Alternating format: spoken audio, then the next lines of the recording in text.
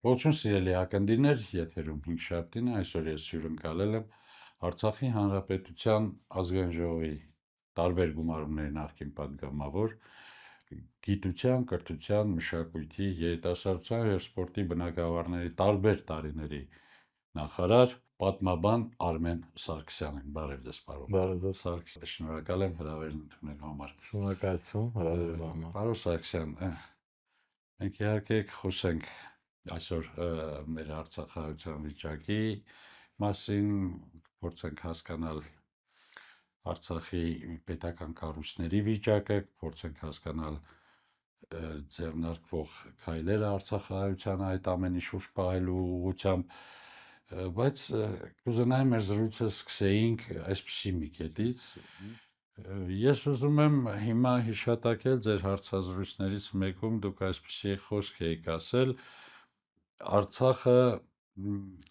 հանձնելով չէ, որ կարելի է պահել Հայաստանը, Արցախը պահելով է, որ պիտի պահենք Հայաստանը։ Այսինքն Արցախի նշանակությունը Հայաստանի համար որպես պատվար։ Հիմա սա վերաբերում է ամեն ինչին, թե պետությունների, երկու հայկական պետությունների միջև սեպ խրելուն, ինչի մասին դուք ասացինք, թե ազգի մեջ սեպ խրելուն, թե ժողովրդին պառակտելու, ամեն ինչի հետ կապված է Արցախի անձնումը։ Ունենք այսօր Արցախից մի բուր ժողովուրդ, ունենք Արցախի պետական կառույցները Հայաստանում, մենք իմացանք արդեն ունենք նաև ազգային ժողովի նախագահ, որոնք են հաջորդ քայլերը լինելու։ Հաջորդ քայլերը լինելու է, որ պետք է մենք ընտրենք Արցախի նախագահ։ Ուրեմն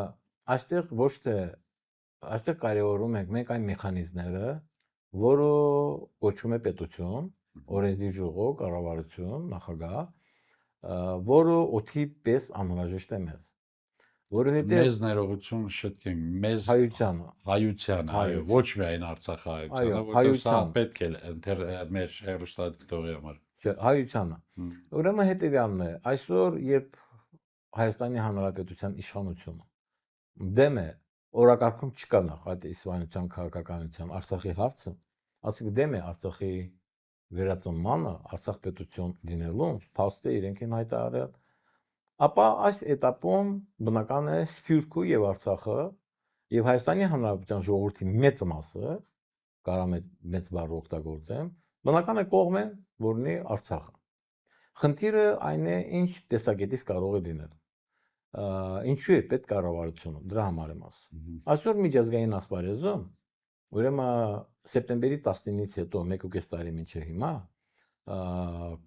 Եվրոմիությունը, Եվրոխորհուրդը իր տարբեր որոշումներով, առանձին պետություններ, պարլամենտ, առանձին անձեր, պարլամենտի անդամներ եւ այլն, բազմիցս խոսում են եւ նույնիսկ ճանապարհ են ցույց տալիս Արցախ վերադառնալու մասին։ Բանաձևեր ընդունվեցին։ Բանաձևեր ընդունեցին եւ այլն բնական է։ Նշանակում է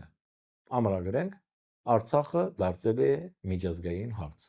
Այն դեպքում, երբ Հայաստանի իշխանությունները դրա դեմ են։ Պատկերացնենք Հայաստանի իշխանությունների միայնան այդ գործընթացը։ Հիմա Արցախը եթե միջազգային հարց է, ուրեմն այդ պետությունները ունեն շահը իրենց։ Բացի համամարտկային արժեքներից, իրենց շահը, որ պետք է լինի Արցախ։ Ուրեմն մենք պետք է պատրաստ լինենք պատմության ցանկացած ցնցումների դեպքում կարողանանք օգտվել նրանից եւ ապահովենք քաղաքական վերադարձը Արցախի հանրապետություն։ Եվ այս առումով բնական է, որ պետական օղակները օդի պես անհրաժեշտ են։